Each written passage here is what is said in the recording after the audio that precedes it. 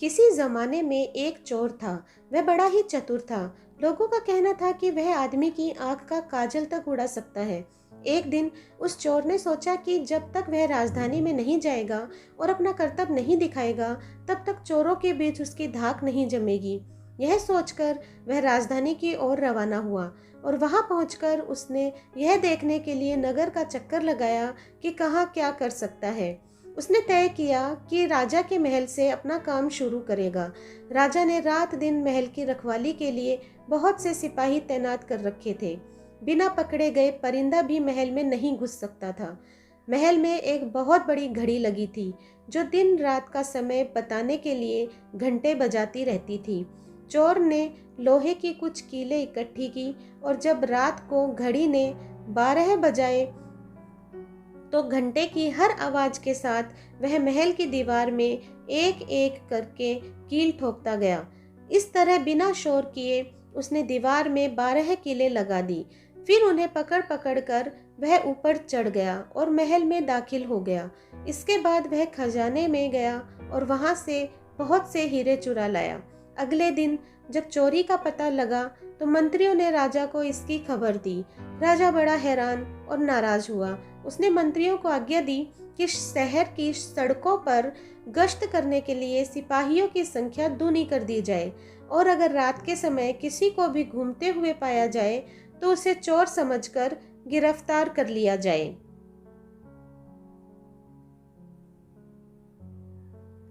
जिस समय दरबार में यह ऐलान हो रहा था, एक नागरिक के भेष में चोर मौजूद था।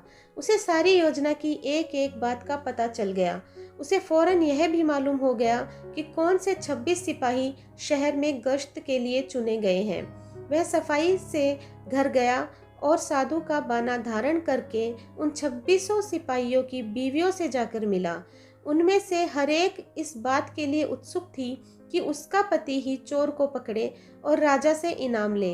एक एक करके चोर उन सबके पास गया और उनके हाथ देख देख कर बताया कि वह रात उसके लिए बड़ी शुभ है। उसका पति की पोशाक में चोर उसके घर आएगा, लेकिन देखो चोर की अपने घर के अंदर मत आने देना, नहीं तो वह तुम्हें दबा लेगा। घर के सारे दरवाजे बंद कर लेना और भले ही वह पति की आवाज में बोलता सुनाई दे, उसके ऊपर जलता कोयला फेंकना। इसका नतीजा यह होगा कि चोर पकड़ में आ जाएगा। सारी स्त्रियां रात को चोर के आगमन के लिए तैयार हो गई। अपने पतियों को उन्होंने इसकी जानकारी भी नहीं दी थी। इस बीच पति अपनी गश्त पर चले गए और सवेरे 4 बजे तक पहरा देते रहे। हालांकि अभी अंधेरा था, लेकिन उन्हें उस समय तक इधर उधर कोई भी नहीं दिखाई दिया, तो उन्होंने सोचा कि उस रात को चोर नहीं आएगा। यह सोचकर उन्होंने अपने घर चले जाने का फैसला किया। जो ही वे घर पहुंचे, स्त्रियों को संदेह हुआ और उन्होंने चोर की बताई कार्रवाई शुरू कर दी। फल यह हुआ कि सिपाही जल गए और बड़ी मुश्किल से अपनी स्त्रियों को विश्वास दिला पाए कि वे ही उनके असली पति हैं और उनके लिए दरवाजा खोल दिया जाए। सारे पतियों के जल जाने के कारण उन्हें अस्पताल में लाया गया। दूसरे दिन राजा दरबार में आया तो उसे सारा हाल सुनाया गया। सुनकर राजा बहुत चिंतित हुआ और उसने कोतवाल को आदेश दिया कि वह स्वयं जाकर चोर पकड़े। उस रात कोतवाल ने तैयार होकर शहर का पहरा देना शुरू किया।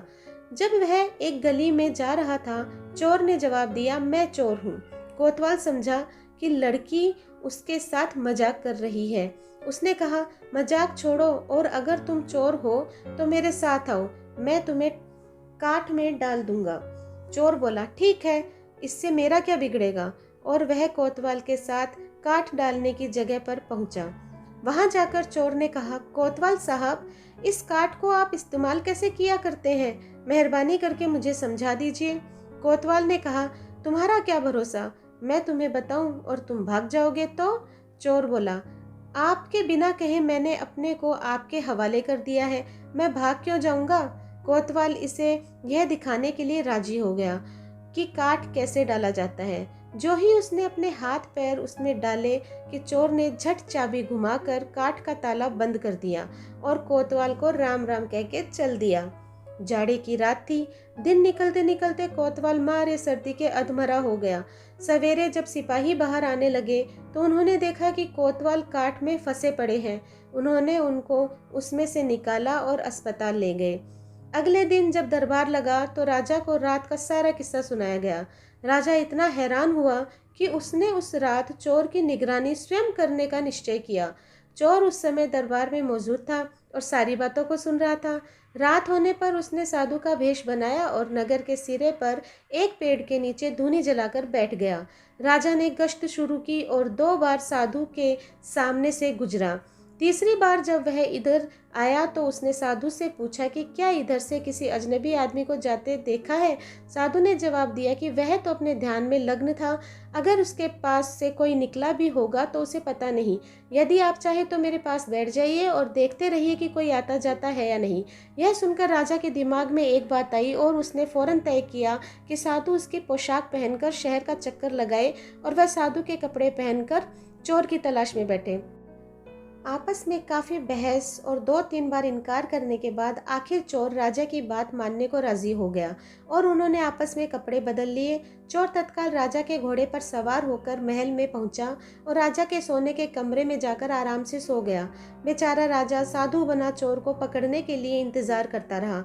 सवेरे के कोई 4 बजने आए। राजा ने देखा कि न तो साधु लौटा, न कोई आदमी और न कोई चोर इस रास्ते से गुजरा, तो उसने महल में लौट जाने का निश्चय किया। लेकिन जब वह महल के फाटक पर पहुंचा तो संतरियों ने सोचा राजा तो पहले ही आ चुका है, तो हो न हो ये चोर है जो राजा बनकर महल में घुसना चाहता है।